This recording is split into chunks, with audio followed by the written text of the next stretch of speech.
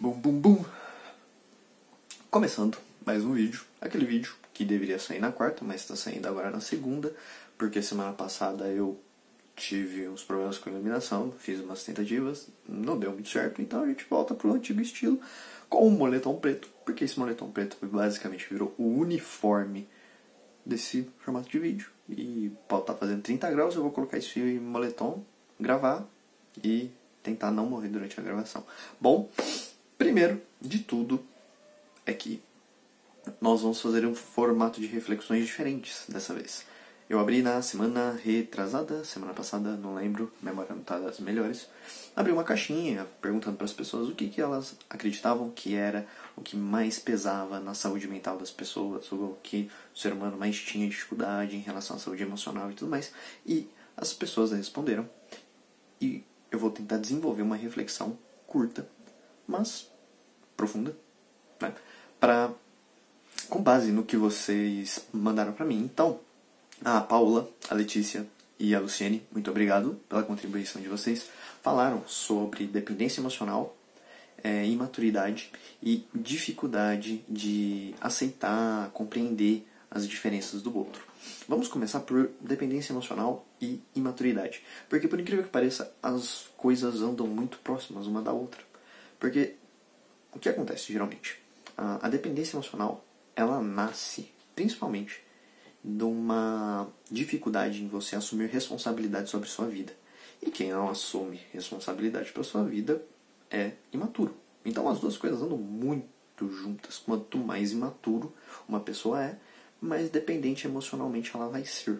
Porque não tem como você ser imaturo e não ficar delegando responsabilidades para os outros, né? Porque ficar delegando responsabilidades é coisa de gente imatura. Gente madura assume suas responsabilidades. Pessoas que assumem suas responsabilidades não vão depender emocionalmente dos outros. É um pouquinho complicado, mas vocês vão entender. Por quê? Vamos lá. Vamos colocar um relacionamento, né? E aí, a moça ela fica extremamente dependente do rapaz em tudo, tomar decisões, sei lá o que, pipipipopopó. Você percebe que a dependência emocional, ela está muito, muito ligada à tomada de decisões. A pessoa dificilmente toma uma decisão sem o aval do outro. Ter uma conversa com seu parceiro, com sua parceira, é legal. Eu não vejo mal algum. É legal você ter uma conversa, principalmente quando são decisões importantes. Decisões que podem afetar o futuro do relacionamento, o direcionamento do relacionamento. Então, é legal você ter uma conversa, certo? Mas, o que acontece com a pessoa que tem dependência emocional? O parceiro ou a parceira fala alguma coisa na qual a pessoa se sente travada. Por exemplo, eu acho que isso não é uma boa ideia. Automaticamente a pessoa já, não, realmente não é uma boa ideia. Às vezes não tem nenhuma boa justificativa do porquê não é uma boa ideia. Mas ela já assume que não é uma boa ideia porque o outro disse que não é uma boa ideia. Sem nenhum tipo de argumento ou algum tipo de fundamento. E a pessoa já toma aquilo como uma verdade. Não, ok, não vamos mais fazer isso porque você disse que não é uma boa ideia. Então, a regra, né, a régua de medição dessa pessoa acaba sendo o outro. Tudo é o outro.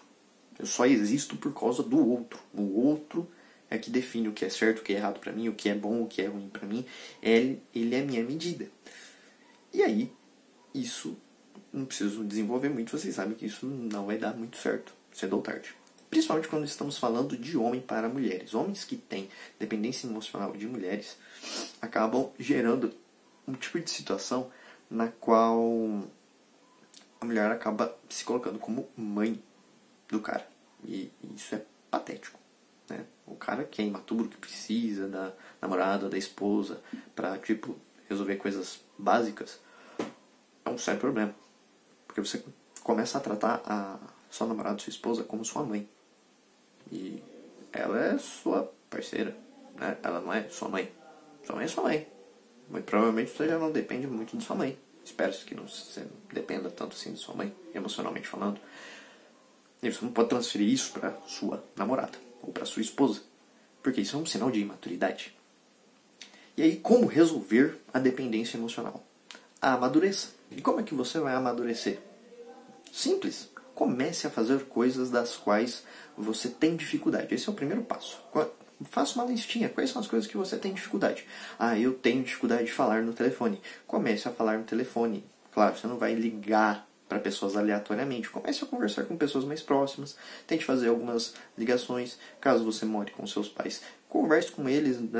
Tem alguma coisa para resolver por telefone? Sei lá, alguma conta, alguma coisa assim. Deixa eu tentar resolver isso para você. Vá tentando. Vá tentando. Ah, eu tenho dificuldade de falar em público. Grave vídeos pro Instagram, sabe? Pro YouTube, pros status do WhatsApp. Comece a fazer coisas das quais você tem dificuldade. Esse é o primeiro passo para que você consiga amadurecer. Quanto mais coisas você conseguir fazer das quais você tem dificuldade, mais maduro você vai ficando. Estude coisas das quais você não concorda. Isso é muito importante para que você consiga desenvolver uma boa maturidade. Por quê? Quando nós estamos falando de confrontação, principalmente confrontação de ideias, você tem que ter uma boa resiliência. Como é que você vai ter uma boa resiliência sendo que você nunca se coloca em contraposição? Isso não existe. Você precisa se colocar em contraposição para poder ter uma resiliência emocional. Consequentemente, você fica mais maduro. Então, são 2 dicas. Também não vou ficar explorando aqui 1001 dicas. Caso você queira mais dicas, chama no direct, vamos conversar, vamos trocar uma ideia, vamos entender vamos entender a sua situação, porque cada ser humano é cada ser humano, né, pessoal? Não dá pra eu pensar aqui regras gerais, palavras de efeito e motivacional e etc, etc, sendo que a realidade de cada um é diferente, é muito individual. O ser humano, ele é individual.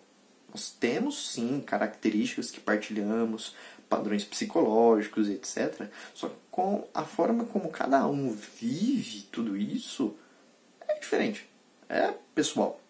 Então, tem que ser feito um atendimento pessoal em relação a isso, né?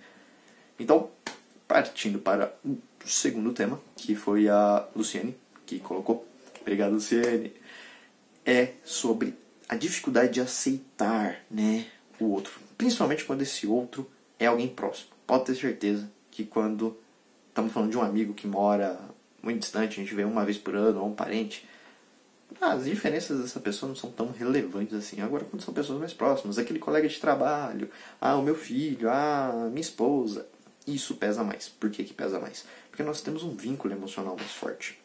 Às vezes, não é tanto a diferença da pessoa que nos afeta, mas o vínculo que nós temos com essa pessoa que nos afeta.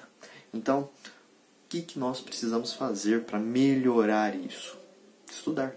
A mesma coisa da relação da imaturidade. A gente precisa, quando eu digo estudar, não é pegar um livro e tal. Vai ler um pouco, vai ver um vídeo a respeito de ideias que você não concorda.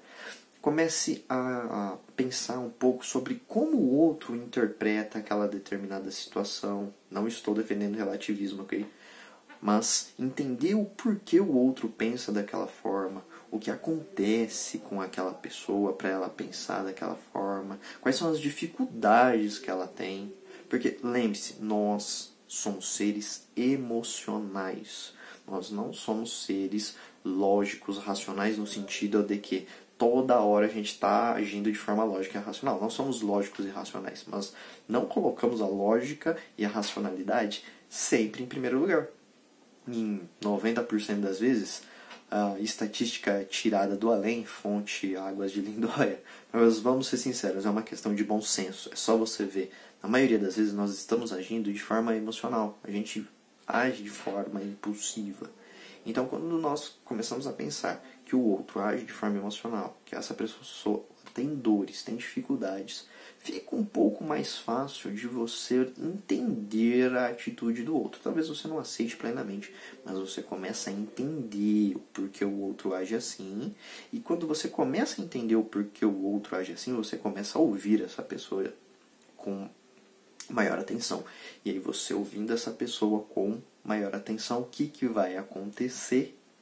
Você vai começar a abraçar esta pessoa, não literalmente. Essa pessoa vai começar a se abrir mais contigo e, consequentemente, vai se estabelecer um diálogo na qual é possível realizar uma transformação de comportamento. É 100% de que isso pode acontecer? Não, não é 100%, porque isso aqui não é matemática que 2 mais 2 é igual a 4, ponto final e acabou. Não. Tem muitas variáveis, diversas variáveis. Então, o que você precisa ter, acima de tudo? Paciência. E mais paciência com você do que paciência com o outro. Ter essa paciência contigo é muito importante. Então, pessoal, esse foi, eu acho, o maior vídeo que a gente já fez, empolgante. Depois, vou abrir uma outra caixinha, joguem temas. Os temas não vão ser extremamente aprofundados, porque eu não quero que seja uma coisa extremamente aprofundada. Eu quero é jogar ideias apenas para vocês refletirem. Então, até quarta-feira. Eu espero que eu não atrase com o próximo vídeo. E é isso aí. Muito obrigado e até a próxima.